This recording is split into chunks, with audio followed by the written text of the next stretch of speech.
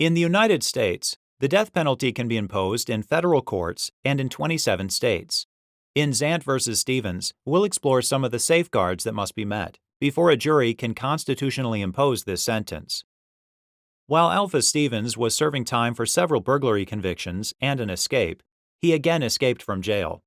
In the 2 days after Stevens's escape, he stole cars, committed armed robbery, and burglarized several homes.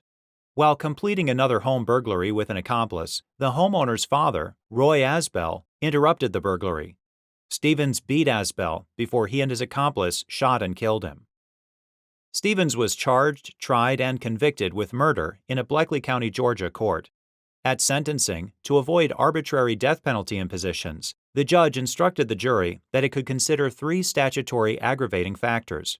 1. Whether Stevens had prior capital felony convictions or a substantial history of assault convictions. 2. Whether the offense was outrageously vile or inhuman. And 3. Whether Stevens had previously escaped from custody. The death penalty could only be imposed if the state proved one of the aggravating factors beyond a reasonable doubt. The state presented evidence of Stevens's prior convictions, including a murder and several felony convictions.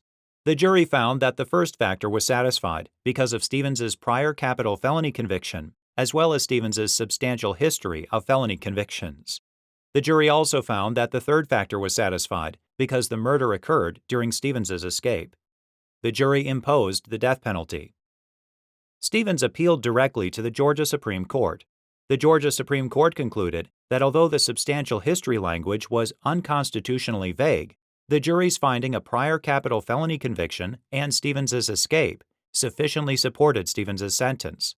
After the federal district court denied Stevens's petition for habeas corpus, Stevens appealed directly to the United States Court of Appeals for the Fifth Circuit. The Fifth Circuit found that the death sentence was invalid because one of the aggravating circumstances was found to be unconstitutional. The prison warden, Zant, petitioned the United States Supreme Court for cert.